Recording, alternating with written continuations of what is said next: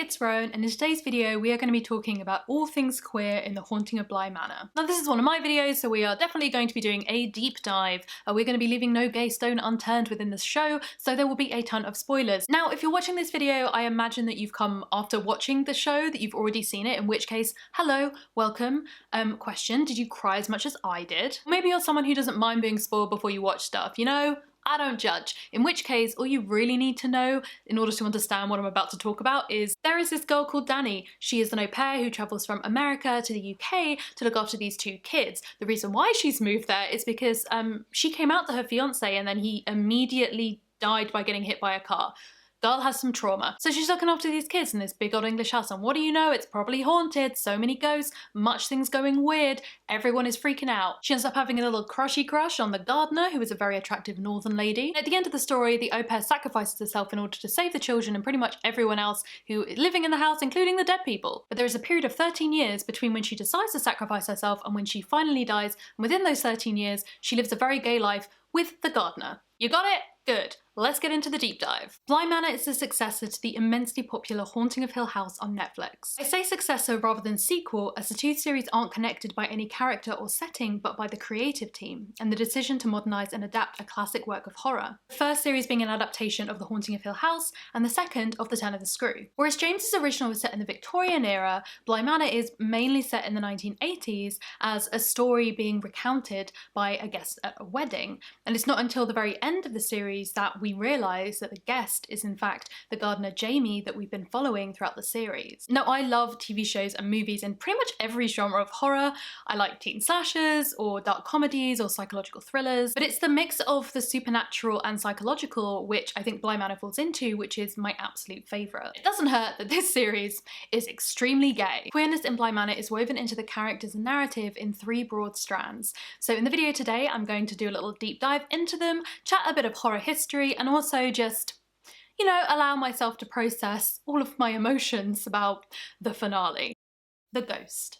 The very first hint we get in the show of anything supernatural is this mysterious figure with glowing eyes that haunts our protagonist Dani. And already this is unusual because she expects him. We've seen her carefully placing sheets over the mirrors in her hostel room and not looking in reflective surfaces. Typically in stories when we first meet a protagonist, they are in their normal everyday world. There's a ton of ways of explaining this in different narrative theories, but probably the most well known is that of Joseph Campbell's monomyth. The idea is basically that we need to see the protagonist in their normal everyday life before the inciting incident that knocks them into the narrative itself. So for example, in Lord of the Rings, we have Frodo. We have to see him in the Shire with his kind of loving but curmudgeonly uncle and getting excited about Gandalf being here. We need to see the world of the Shire in Hobbiton in order to appreciate the change that he goes through with the inciting incident of Gandalf asking him to bring the ring to the prancing pony. We need to see Frodo in the Shire to, one, understand what he is risking and what he's fighting for, and two, to understand how different he is and how much he's been changed by the journey that he goes on.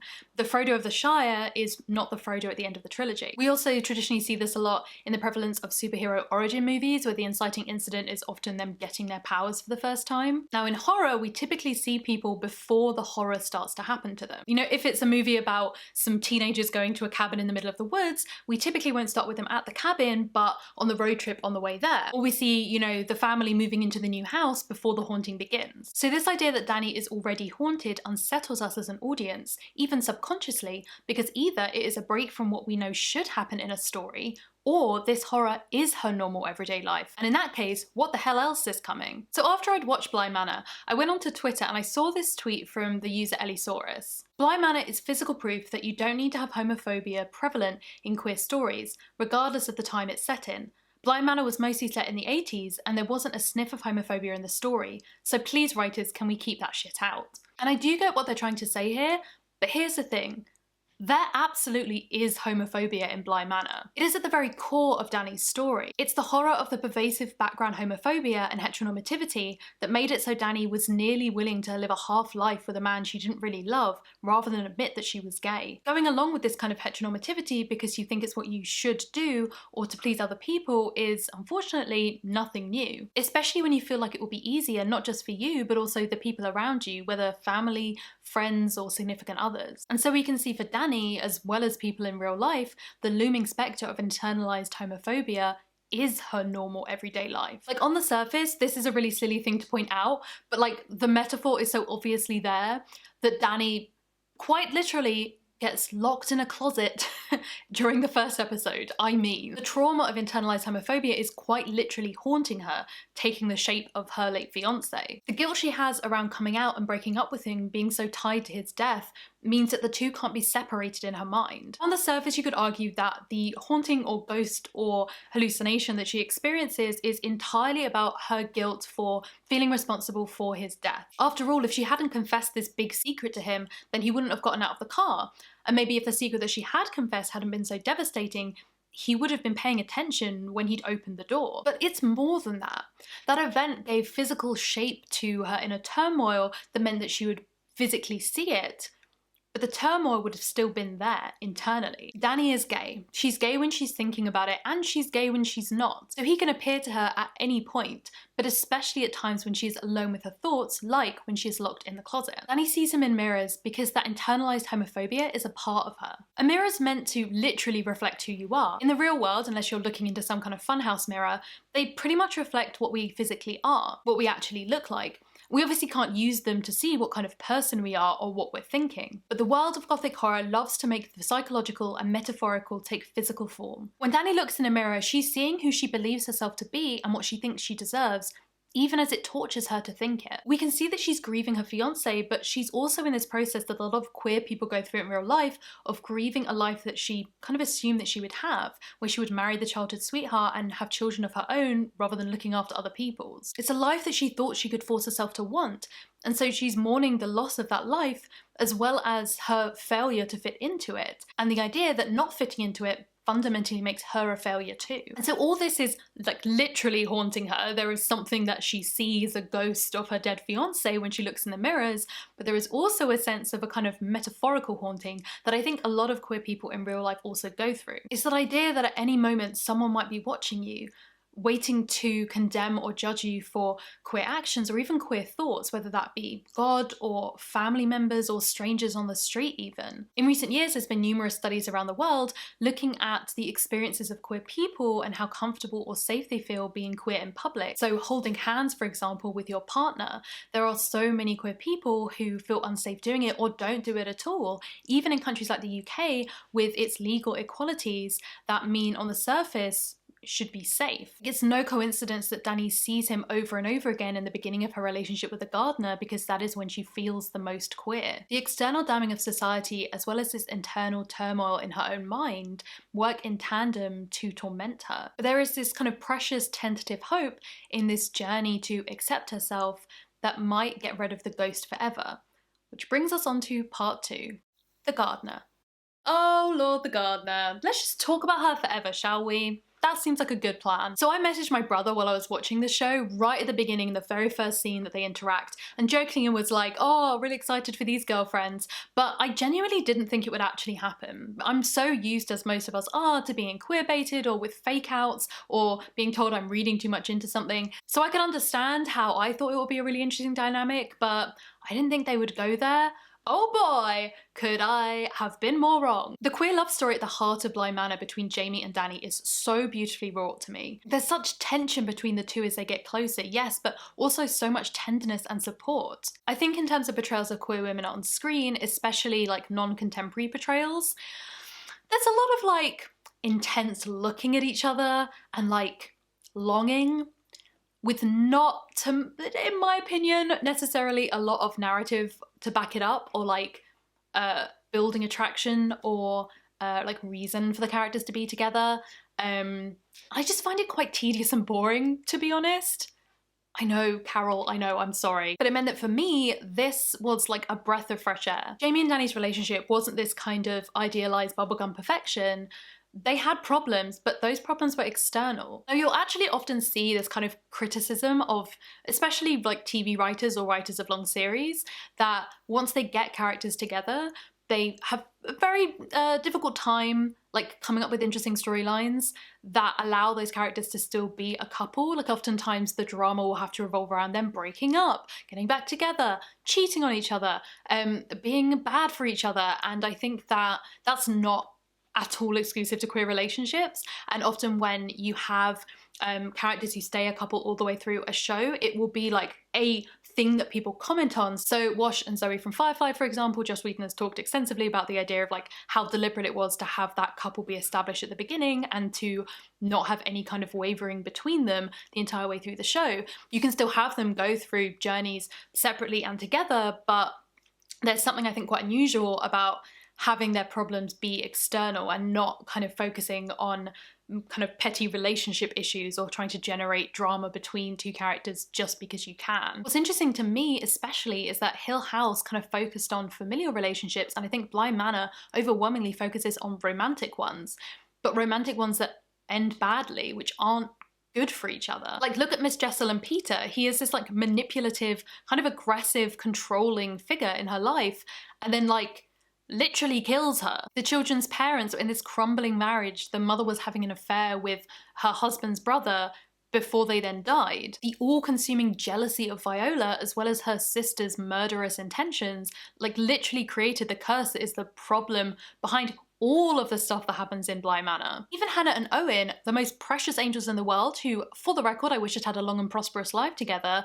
never actually got together. And there were external reasons that kind of compounded that, but ultimately it was their lack of communication and being ready to admit their feelings for each other that meant that they never got that chance. In contrast to that, Dani and Jamie's relationship is like built fundamentally on a foundation of communication and trust and boundaries. Jamie isn't angry or dismissive of Dani's hallucinations and mental health issues. She's willing to go at Dani's pace. We see 13 happy years together with a familiar tenderness and well-worn comfort that was moving in and of itself. The series in general gives us some really beautiful, poignant moments between the two, even through all of the ghost stuff, but I think one of the most effective is the Moonflower Scene. Jamie uses this beautiful physical example of her willingness to wait for Dani, to spend whatever time they might have together to nurture their partnership, as she does with the flowers, even if they only bloom for a short time. This message of appreciating the beauty and wonder that you can find, rather than bemoaning the path to getting there, or deciding it's pointless because it will eventually be over, like, it's some real tragic foreshadowing. Both actresses have talked about the relationship between Dani and Jamie,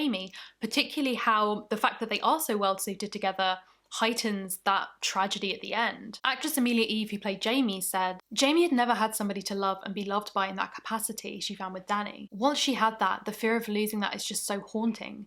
To watch that person you love, that has completed you and has made you finally feel like a whole person, to see them then suffering and carrying this weight is almost unbearable. Jamie would take it off her if she could, just take the Lady of the Lake out of her and hold it within herself, because she and Dani have the same mentality.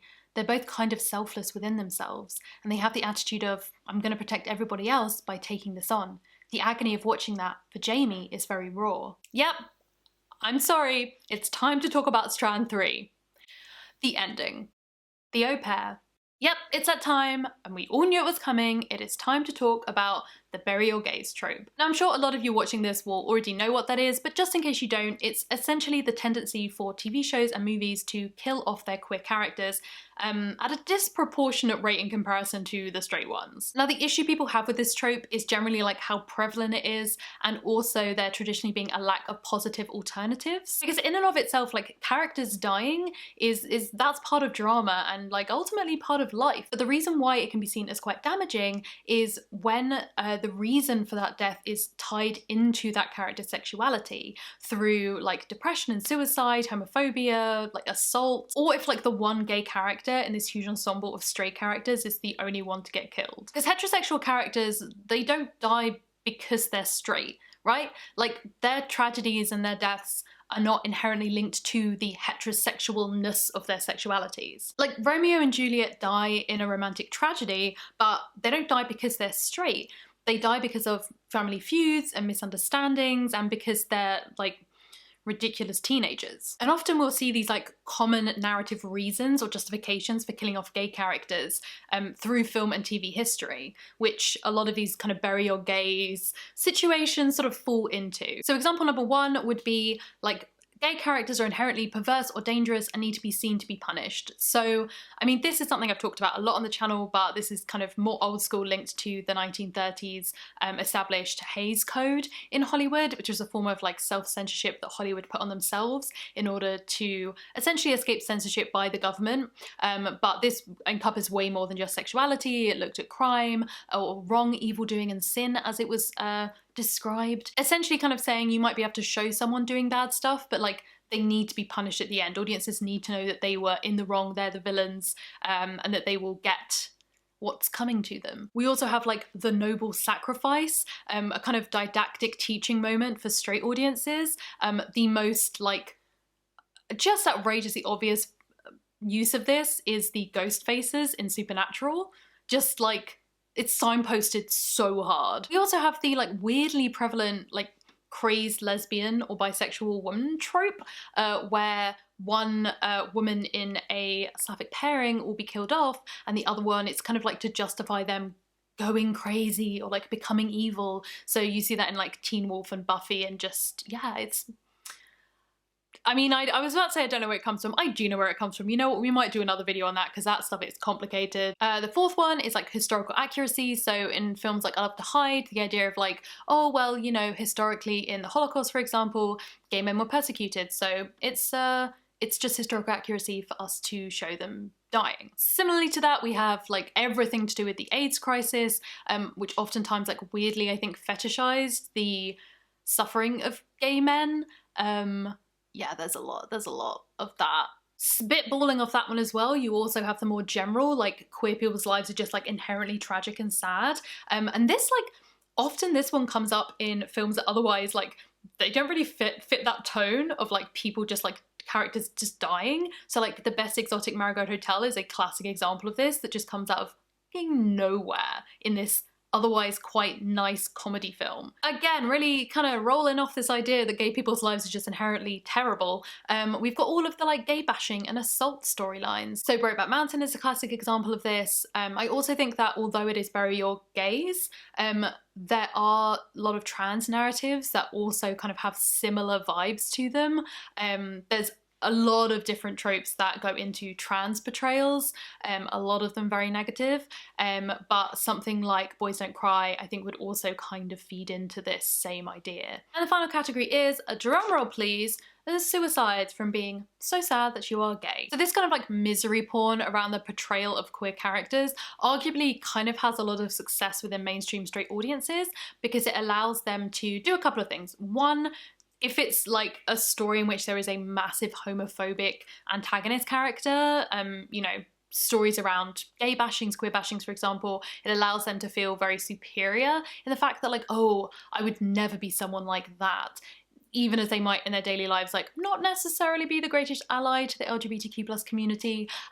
It also allows them to feel a sense of like understanding queer issues, caring about queer characters without actually thinking about how these kind of overwhelmingly negative portrayals might actually affect the people being portrayed. Like why real life queer people might benefit from a narrative in which their queerness is not inherently linked to their inevitable suffering or whatever. So I've talked about this article before on the channel, but if anyone knows of anyone who's done kind of work on this more recently, I would love to hear about it. So basically this journalist called James Rawson in 2013 looked at all of the portrayals of characters that have been nominated for Academy Awards between basically the release of Philadelphia, the film Philadelphia, and 2013, and worked out how many characters were queer, how many characters were straight, and then how many queer characters had died percentage-wise versus how many straight characters had died, and also what their endings look like. And the results were not great. Since Philadelphia in 2013, there have been 257 Academy Award nominated portrayals of heterosexual characters and only 23 of gay, bisexual or transsexual characters. Of the heterosexual characters, 16.5% die. Of the queer characters, 56.5% die. And of the 10 LGBT characters who live, only 4 get happy endings. 4 characters in 19 years. To me, it is this prevalence that makes the bury your gays trope just like so exhausting. You can kind of watch a film in and of itself and like a character dying is sad, But when you see it in the context of all of these other films, you can have a completely different reaction to the same story because of everything that you're used to seeing. To be clear, I am not saying that we need to have a happy ending for every queer character. I think that there is definitely a space in queer cinema for looking at queer tragedy, for looking at the actual experiences of queer people who do face rejection and violence and death, who do face homophobia and bullying. Those things all very much exist, and I would never want to like censor filmmakers and ban them from exploring those things if that was something that they wanted to do. But I do think the use of killing queer characters can be done in an extremely lazy way when you're using it either to damn someone's sexuality or to specifically appeal to a straight audience. And to me, at least, that's not what's happening in Bly Manor. Dani's not singled out in the story. Every love story we see on screen is doomed. A lot of characters in the show die. It is a horror series after all. But of all of them, Dani's is the most narratively meaningful, saving the children, particularly Miles, who actually dies in the original short story. The show's entire thesis can be summed up, I think, in Jamie's line, "To truly love a person is to accept that the work of loving them is worth the pain of losing them." And that is the kind of love that Dani and Jamie have in the show. We will all either lose someone we love this way or be the one that is lost. That is inevitable. Like, even if we were to cut off Jamie and Dani's story before either of them die, like, we know they will eventually die. By showing Dani's death, we see the full lifetime of this idea that the work of nurturing a moonflower or a love is not a waste because one day it will be over. Horror, especially supernatural horror, is often all about metaphors. Like, we can definitely have a lot of fun joking around and kind of groaning at the ridiculous decisions that these college students are making while trying to run away from a murderous serial killer that ultimately is going to get them killed faster. For the most part, they aren't that deep. And then sometimes you have films that do dig a little bit deeper within this genre, but often they're making a kind of meta commentary like Cabin in the Woods or Scream, or they're talking kind of more about general political social satire. But with supernatural horror, we're often invited to view the experience of the haunting as something more akin to a monster in an internal sense. And I mean, let's be clear, some supernatural horror is just mindless fun. That is not a criticism. I love that shit. There is something about like creatures and demons and ghosts which act as this kind of perfect, exaggerated representation of like personal horrors in our own everyday lives. Oftentimes a metaphor for something like grief, abuse, or trauma. I heard someone talk about musical theatre once, saying that the moment in which a character starts to sing should be the moment in real life when that character would essentially not be able to express what they're feeling with words. They would run out of words and instead they would be laughing or crying or screaming. Songs become a kind of externalization of this non-verbal moment of expression. In horror, we see something similar with the supernatural. It's a physical manifestation of something that cannot be put into words because it is too painful or too overwhelming or too complex. So I know some people have looked at the ending of Bly Manor and Dani's death in particular and kind of gone, really? You're just gonna give in? You're just gonna let this evil ghost kill you? And if we were dealing with like a straightforward slasher, you know what? Fair enough. If a character just goes, you know what? Go on then. Just stab me, I guess. Like, I get how that would feel weird. But I think that Bly Manor was going for something beyond that. And there's a few readings of this that I think you can make. The first interpretation is that the possession is like a form of mental illness, particularly cancer. This idea that there's something like inside of you that is both a part of you, but also not a part of you, which is slowly killing you. You can see that connection. And in Bly Manor, what this is specifically exploring is the idea that sometimes there is nothing you can do. You know, the idea that saying, oh, you have to be a fighter, you've got to fight this, you know, it's a battle, you're going to win, you need to be strong.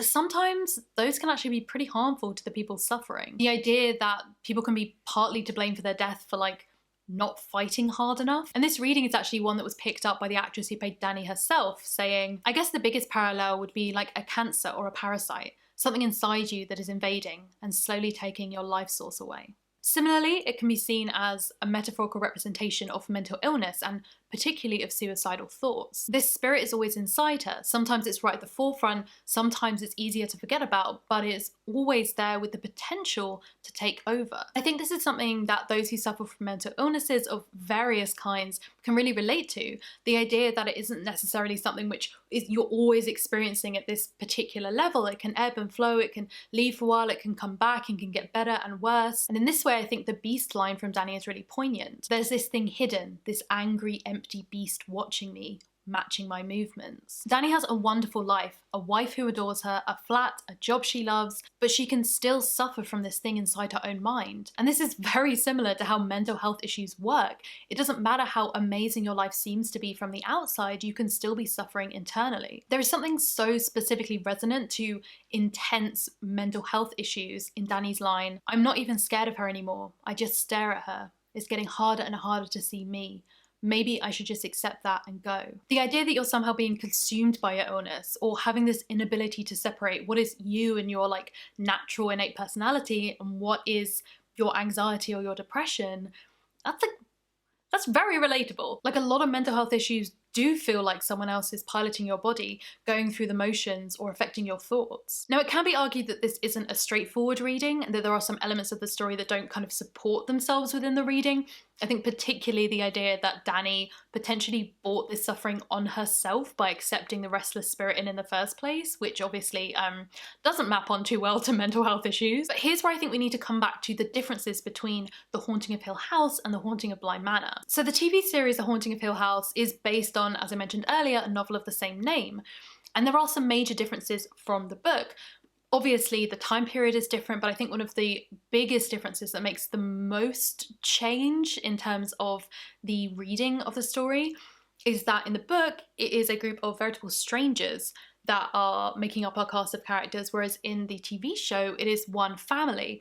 And I think that was such an interesting decision to really intensify everything that's happening. Just having them be a family really complicates the bonds between characters and also adds this level of tragedy to them pulling away from each other over the years. More than anything, it really served to tighten the themes and relationships and storyline. In contrast, Bly Manor is, like, let's be real, it's kind of messy. To me, it feels almost like this collection of smaller stories which don't necessarily entirely gel together, but have a similar theming behind them. Like, you have the story of Hannah, this dead ghost woman who is so consumed by the routine and monotony of her life as a housekeeper that she doesn't even realize she's dead. There's Viola, the woman whose soul was trapped inside of a clothing trunk that her husband had promised to only open for her daughter. You have the doomed ghostly lovers who vow to possess the children of the house so that they might leave the grounds. Bly Manor to me feels more like this dark, dreamy fairy tale type story rather than a kind of logical, straightforward, supernatural one. And I think this is absolutely emphasized by the idea of it being a frame narrative. So having a storyteller who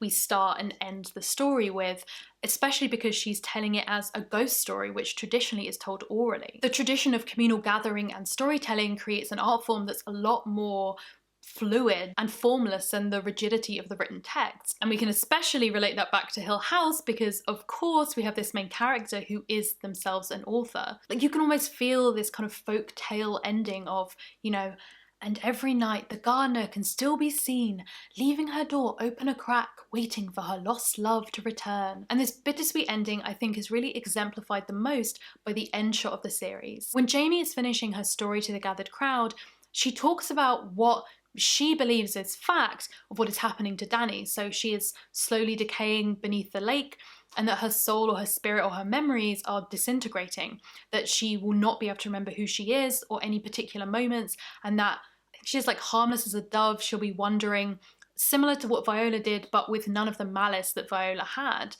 And that to Jamie is what she assumes has happened, and she explains that as fact. And so we as an audience kind of assume it's fact as well. However, the final shot of the series is of Jamie waiting by the door and of Dani's hand on her shoulder, showing that unlike every other ghost who had been at Bly Manor, she hadn't forgotten, she hadn't been wandering the halls alone, she'd been able to leave, and she'd left with Jamie. It's very clear that Jamie still cares about Dani a great deal, that she was kind of the love of her life, and there's also this kind of very bittersweet element depending on how you interpret what might happen next. Do we think that Dani will ever be able to reach out and contact Jamie? Or do we think that she is going to be always present and watching over her and remembering and keeping that memory alive, but not necessarily able to get into contact? I don't know, what do you think? So this brings me to the end of this video on Bly Manor. I hope you've enjoyed this deep dive into how darn gay this series was. I personally really enjoyed it, but I can absolutely understand people who found the gay storyline way too sad, or who have complaints about the idea that although it was billed as a horror series, it wasn't really that scary. But for me, I really enjoyed it, and I felt like there was a lot to explore there. I would love to hear any of your thoughts about the series in the comments below. If you would like to help support me make these videos, then I'll leave a link to my Patreon in the description, along with all my social media, so you can find me all over the internet. And until I see you next time, bye.